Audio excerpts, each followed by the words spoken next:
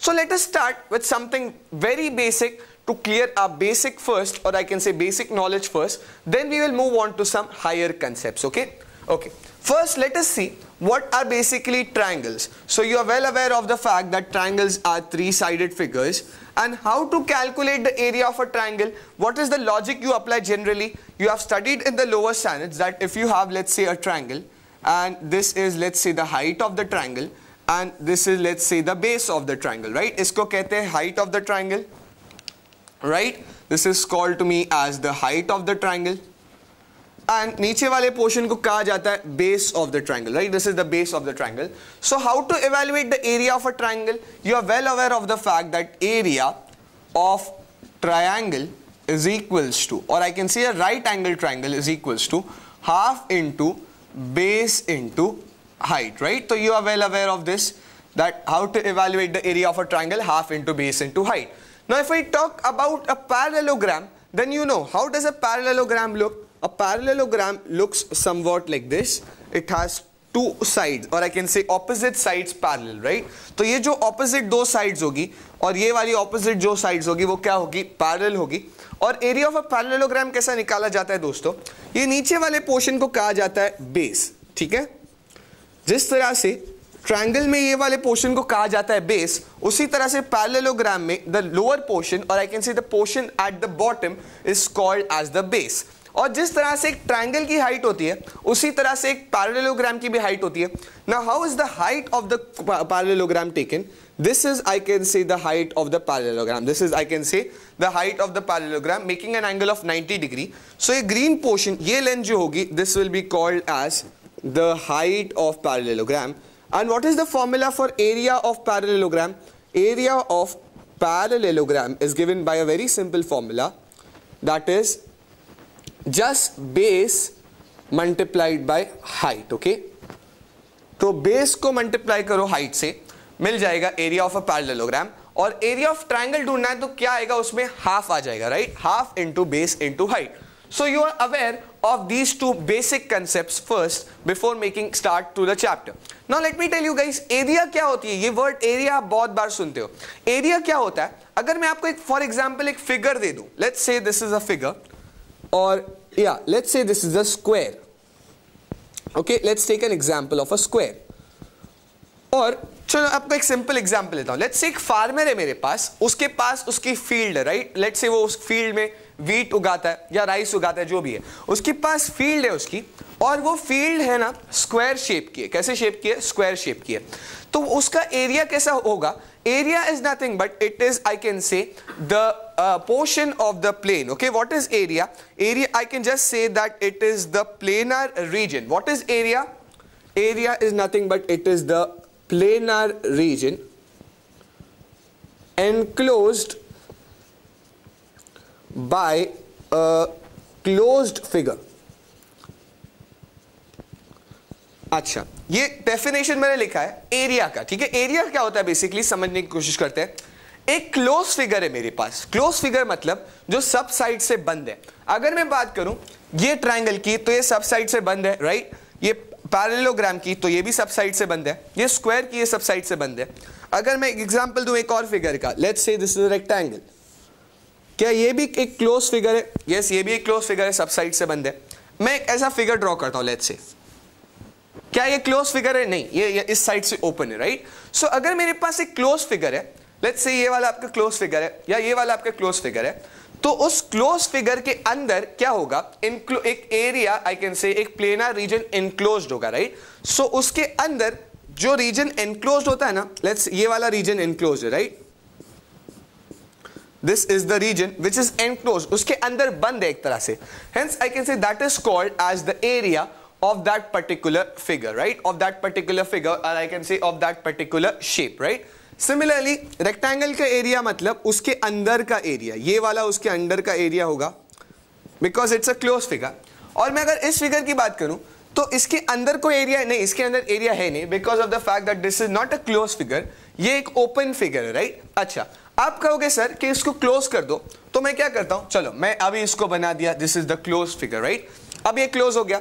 अब जब एक बार क्लोज हो गया तो इसके अंदर का ये वाला एरिया is nothing but, और ये वाला portion, this is nothing but the area enclosed by that particular figure or by that particular shape. Okay, so I hope the funda of area is clear. Area के लिए क्या होना चाहिए हमारे पास? एक closed figure होना चाहिए. Okay, now guys, I want to discuss one concept, that if you have two congruent figures, okay, let's say, what do you mean by congruent figures? Let me give you an example.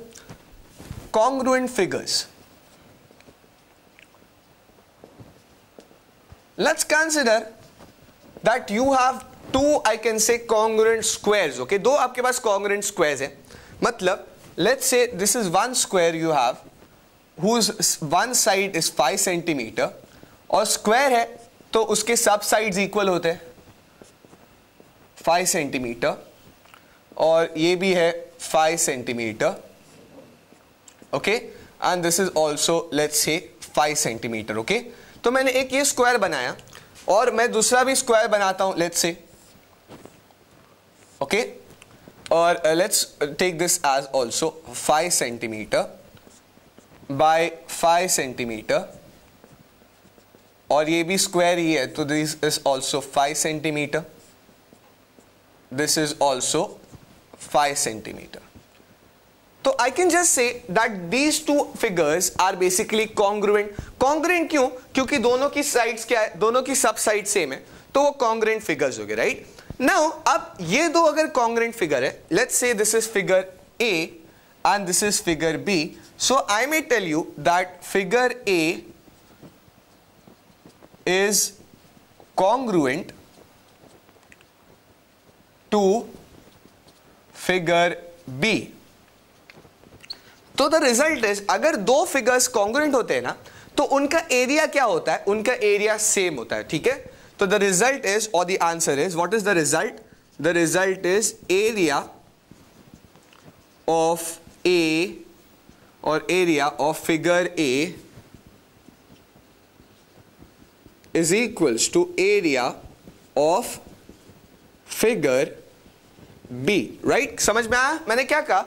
अगर दो figures congruent होते हैं तो उनका area क्या होता है? Same होता है. Right, area of figure A will be equals to area of figure B. Now area को एक शॉर्ट फॉर्म में मैं लिख सकता हूं. एरिया ऑफ फिगर लिखने की जगह पे मैं सिर्फ ए आर लिखूंगा. ठीक है, अब से एरिया को अगर मुझे रिप्रेजेंट करना होगा ना, तो मैं लेटर ए आर से रिप्रेजेंट कर सकता हूं. So I can say area of A is equals to area, A R को मतलब, ए आर मतलब शॉर्ट फॉर्म है एरिया का, A R of B, right? Area of A is equals to area of B. इसका क्या मतलब है? वापस रिपीट कर रहा हूं मैं कंसेप्ट, कि अगर दो फिगर्स कॉन्ग्रुएंट होते हैं तो उनका एरिया क्या होता है? सेम होता है. ठीक है, let's take another example. Let's take an example of a triangle. Let's say this is 4 centimetre, this is 3 centimetre, and this is 5 centimetre. This is, let's say, a triangle. Name this triangle as A, B and C. And let's take another triangle. This triangle is PQR, and this is again 4 centimeter. This is 3 centimeter. Okay, and this is again, let's say, 5 centimeter. Okay, तो आप देख के बता सकते हो दोस्तों कि ये दोनों फिगर्स क्या हो गए? कॉन्ग्रुएंट हो गए. राइट, क्योंकि इनके सब साइड्स ऑपोजिट, करस्पॉन्डिंग जितने भी साइड्स है सबके सब इक्वल है. तो आप क्या कहोगे सर कि triangle ABC is congruent to triangle PQR. Right, triangle ABC will be congruent to triangle PQR. और अब ये दोनों फिगर्स अगर कॉन्ग्रुएंट है तो मैं इनका रिजल्ट क्या लिखूंगा? यहां से रिजल्ट क्या निकल रहा है इन दोनों का, कि area AR of triangle ABC is equals to area of triangle PQR. Right, तो हमें ये समझ में आता है कि अगर दो फिगर्स कॉन्ग्रुएंट होते हैं तो उनके एरियाज क्या होते हैं? इक्वल होते हैं. वापस रिपीट कर रहा हूं मैं, दो फिगर्स कॉन्ग्रुएंट होते हैं, उनके एरियाज इक्वल होते हैं. ठीक है, आपको इतना समझ में आ गया. Now let's take the reverse case. Let's take the reverse case. मैं कंसिडर करता हूं कि आई हैव अ स्क्वायर, और let's say I have a rectangle like this. Okay, and this rectangle is, this side is, let's say, 6 centimeter, and this side is, let's say, 4 centimeter. Okay, so I have a rectangle. This side is 6 centimeter and this side is 4 centimeter. Now what will be the area of rectangle? You can say area of rectangle, let's name this as A B C D. Okay, A B C D will be length into breadth, right? 6 into 4, that is 24. Okay, so area of this particular rectangle is ABCD is how much? 24.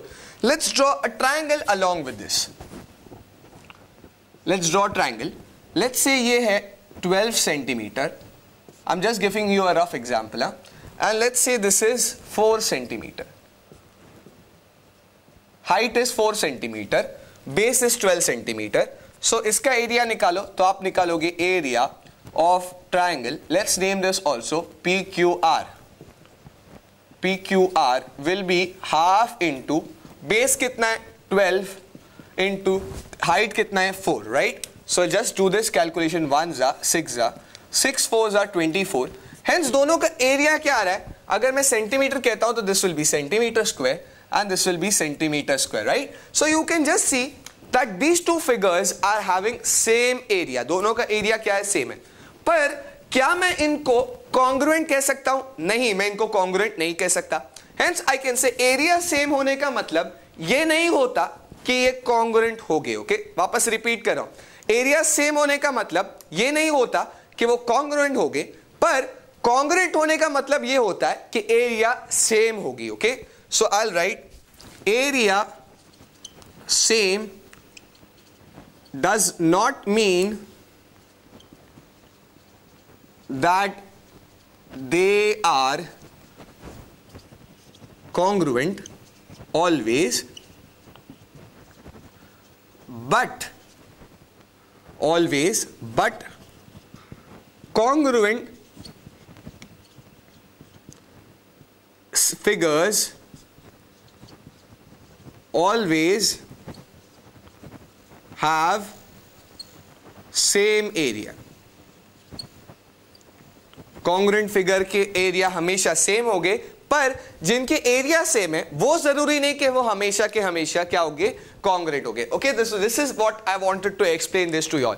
हमेशा congruent के area same होंगे, पर area जिसके same होंगे वो उनका congruence होना जरूरी नहीं है. Okay, so make a note of these particular concepts initially, then we will move on to the further concepts.